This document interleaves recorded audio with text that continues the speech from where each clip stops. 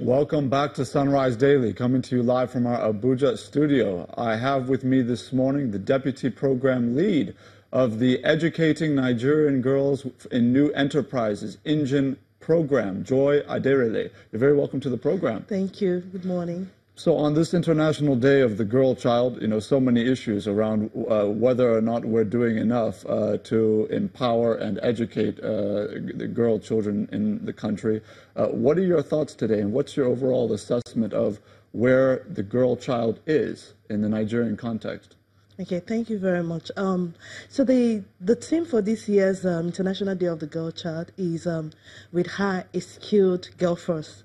This is actually based on the premise that a girl needs to be educated and then skilled, for her to contribute to national development and to the number of skilled workforce that we have in the country. Research has shown that if a girl completes at least secondary education, she'll be able to earn 4% more than the girl who didn't go to school. So we can see that education is very critical, in the life of a girl. And there are several things, in our current context now that's actually limiting the girl from accessing education. Let's go back to the home where the girl lives. Let's look at gender inequality in the home.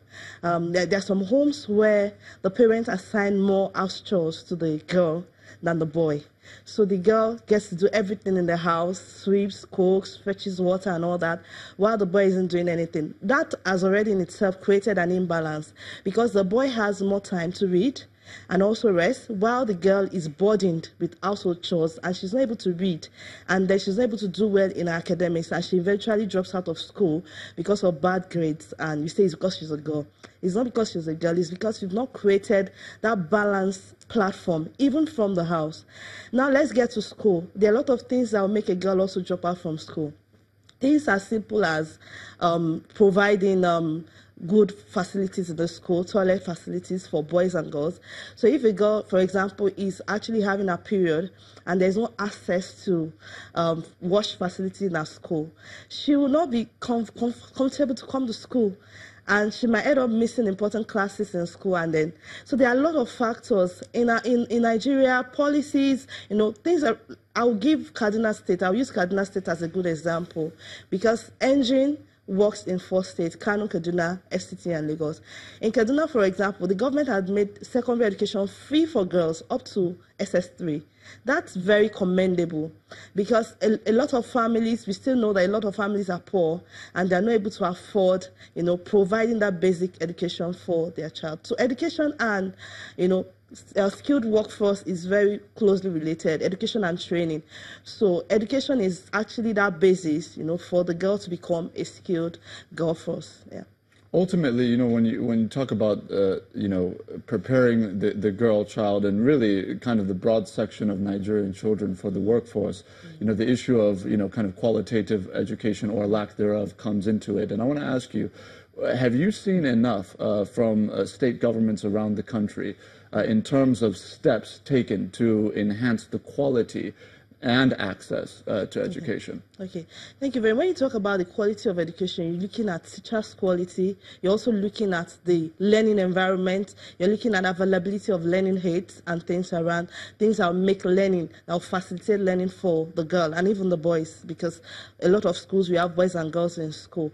So in terms of teachers' training, some governments, and I'll use Kaduna again, are actually putting in more effort than others in terms of teachers' training.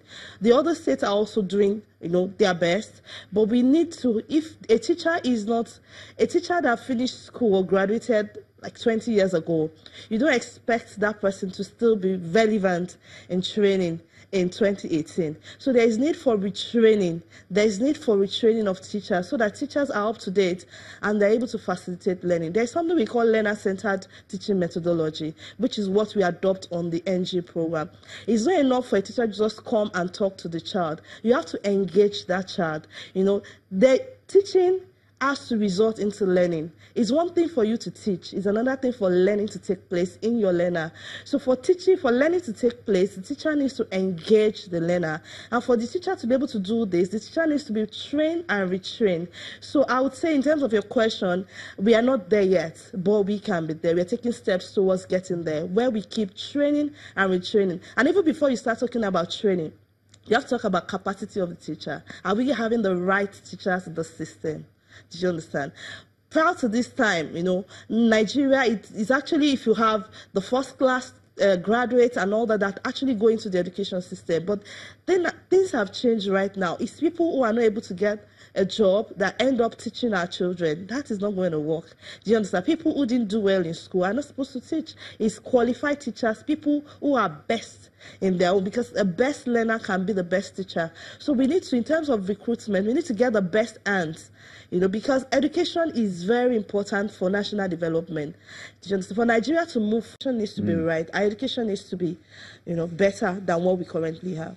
Well, let's look at, kind of the country holistically now. And when you look at the kind of population that we have and what can be done to really turn that into an advantage, one of the things that has kind of come up is this idea that, okay, even if you can't overnight, get all of the children in the country into school, of course, that would be a gradual process. How do you now get skills into the, or at least kind of equip them with skills to ensure that those that don't have access to school can at least apply themselves to a trade that could, kind of contribute to national development? What are your thoughts about that? And what do you think can be done institutionally to bring that to fruition? Okay, thank you. I think we already have something ongoing in the country, as a country, from the government. So there's Agency for Mass Education. They're actually in charge of informal education. So they provide literacy, numeracy, and then they provide vocational skills to their learners. Because it's, like you said, it's going to be a gradual process for all our out-of-school children to go into school. But in the meantime, and these centers actually are run in the community, both rural and urban, where our girls and even the boys can actually access basic literacy and numeracy. So even if you're not able to go to school yet, you can actually access basic literacy and numeracy from this government Agency for Mass Education. They actually are a partner on the engine program, and they are doing a fantastic job. They have trained facilitators from the communities that can teach these children, and they provide vocational skills training. So they have equipment to provide vocational skills training in carpentry, in sewing, in hairdressing, and a lot of times we even encourage our girls to go for the non-conventional, skills, because a lot of time a girl wants to be either she wants to sew, or she wants to make hair, or she wants to do makeup.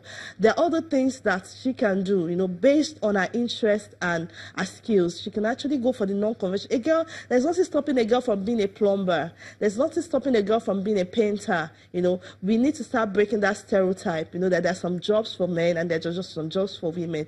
There's nothing anybody can do, both male and female, if they have interest in doing it. So in terms of institutionalization, I would say the Agency for Mass Education is actually on that path, and then the government can support them to even scale up and do better.